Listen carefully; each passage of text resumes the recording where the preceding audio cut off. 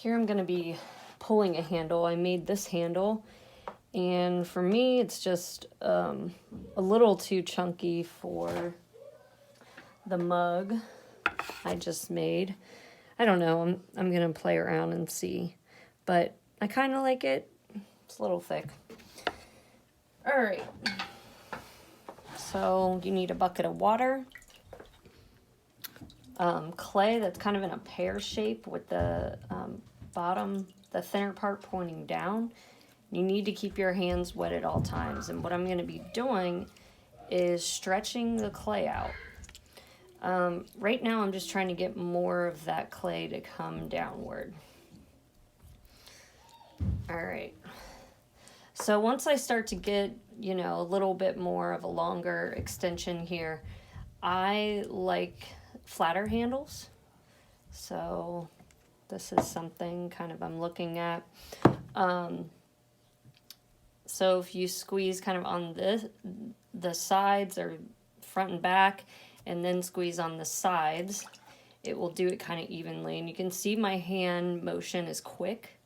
I'm applying like even pressure to slowly stretch it out. If you're like, oh man, this is going to be way too short, you can just come up here, kind of grab down some more clay, and then just stretch that out as well. So you can see now I've got some thinness happening. I'm going to keep going.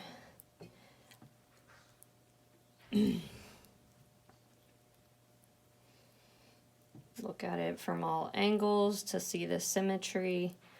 I'm not into perfect symmetry. I like to see the artist touch in pottery, but I don't want it to be too wonky.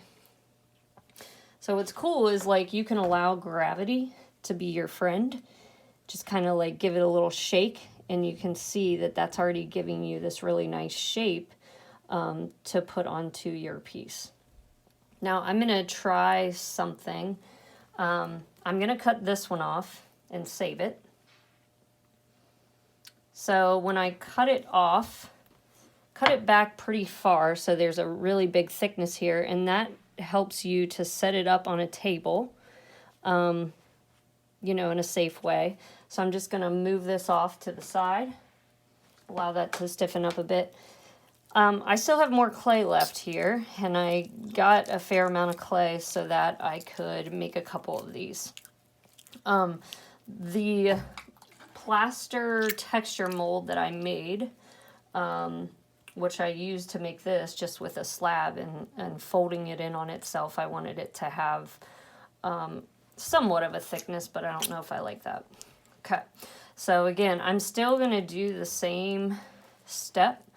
I'm going to use this one as like a test to press the texture onto the handle, because also when I tried this, it started to crack as I was bending it, and that's just because, you know, getting that much of a bend into slab can sometimes cause it to crack, especially if there's thinner, thicker areas. And with this fabric texture, there's definitely some different thicknesses. Okay, so you can see my form there.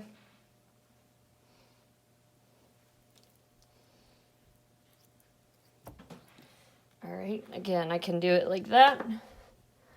I'm gonna stretch just a little bit more.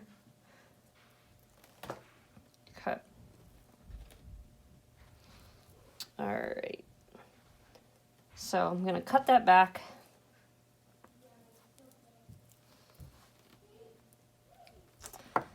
All right. And then I'm just gonna show you the mold I made.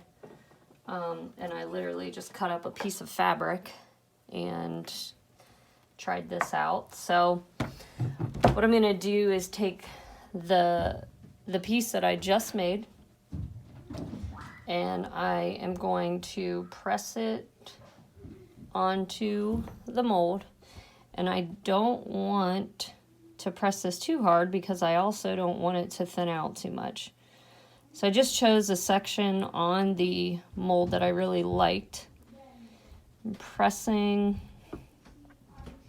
Now if I did this to the opposite side, then I'd mess up the texture. So I got a little something.